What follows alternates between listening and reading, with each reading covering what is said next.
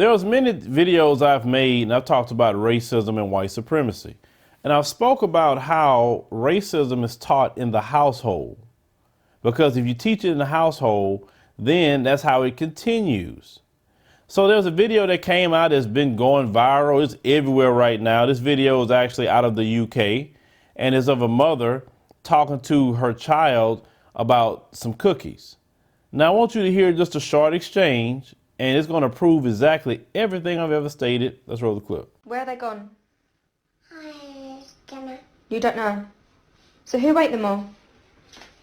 Someone come round and they just ate them all. Someone come around and ate the cakes? Yeah.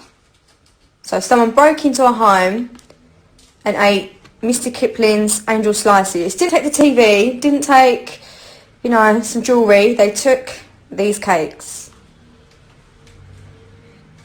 And it was a black man. Really look at the dynamics of all of this. Now, any child that's born, they don't have no clue about racism or color or anything. If you put children together, no matter what, children will play. It'll be no issue with that. Kids like to play. But when adults with evil in their heart go and teach a child that people are different and people aren't good based on skin tone, they start to teach that child that never saw that before evil things. And when you constantly repeating those things and saying those things about black folks in front of that child, children are a sponge. They take everything in you say, they pay attention to your gestures, and they want to please you. So you have this exchange with this child, and then she says, a black man. She laughed about it, and the child was laughing as well, because the child was saying that because, number one, she's heard that before. Two, she said that because, hey, I want to please my mom. And it did please her because she was laughing about it. So she's teaching her, barely when she could speak, to blame black folks, especially black men, for things they did not do. And you wonder where the history comes from of blaming brothers for things they did not do. Do you see how early it starts? So this video that this woman herself posted, nobody took it from the pages, nobody hacked her account to get it. She decided to put this video up herself. I want to make sure we put that out there, that she's teaching her child racism. It's just that simple. And many people say about racism, well, if people would just stop talking about it so much, it'll go away. No, it will not go away, because when you have people like this mother teaching it, it will never go away. So what you need to say is stop teaching it in your households. Stop expressing those things in your house. Then it can go away. It's just that simple. I don't know no black person that has ever taught their child to hate anybody based on some color. I've never seen it. Even people who are the strongest people who fight for the community, I don't hear them teaching their children to hate anybody for the color of their skin. But this is another generation that's going to come up with the same thing. This is why it does not go away. Now, some of these same people say they love Christ so much, but didn't he say when he brought the children to him that any of you that cause any of these children to sin and stumble, it'd be better a millstone hung around your neck and cast you into the sea. So Jesus' attitude was this: if you teaching this child racism, it's better they hang a big rock around your neck and throw you in the ocean somewhere and let you drown. That's what Jesus himself said about teaching a child evil. Because that's just straight evil. You're going to ruin that child in her life.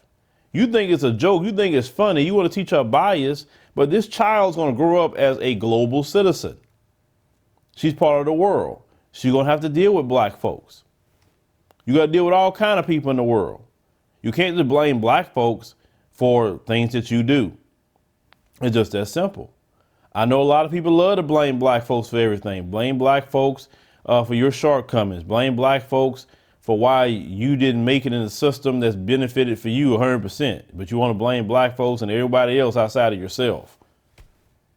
I get it. When in doubt, blame the black folks. But as black men, let me turn it back to us as black men. We see what we have to deal with. No other race of man deals with that but us. We are the most hated men on the planet. Everybody has some sort of disdain, maybe not openly, maybe not openly, some stereotype. It could be definitely a lot of times more bad than good when it comes to us as black men. We have to understand that. But you have some brothers out here who post certain things that's ridiculous. They don't understand the condition that we're in our community and throughout the world. It's not easy being a black man throughout this world. Nowhere where a black man lives is easy. It could be in America, it could be throughout Latin America, it could be in Europe, the continent of Africa, wherever you at. It's not easy being a black man. There's always some issue going on. And this, what you saw in this video, this woman isn't the only one. And I'm gonna take it a step further. It's not just because that she is a white person, because there are people, and Brenda Lazama told me that there are people in Latin countries that try to tell their children to stay away about the black man. There are some Asian folks that'll say the same thing. There are some Arab folks that'll say the same thing. It ain't just one woman now, because everybody tells me the same thing. Everybody got this commentary about the black man. But the funny part is no one can stay away from the black man. That's just the funny part. I always thought that part is funny. But, you know, this video to me is sick. I think people who teach their children racism and white supremacy is a form of child abuse. Because like I stated before, you're ruining that kid. That kid got to deal with people in the world. If you don't like somebody, it's your business, but don't ruin that kid. If people would actually take their kids away from them when they actively knowing they teaching them that, or they are in extremist hate groups, like if they're in the KKK, alt-right, neo-Nazi, and you got their kids around in that mess, that's abusive. That is utterly abusive. But, you know, they're not going to do that. They're going to allow them to run around and continue another generation of that. But the thing is, people are calling people out now. People are sick and tired of it. And, you know, there's a lot of brothers and sisters in the UK that saw this video and they say, see, Phil, I've been telling you how it is out here.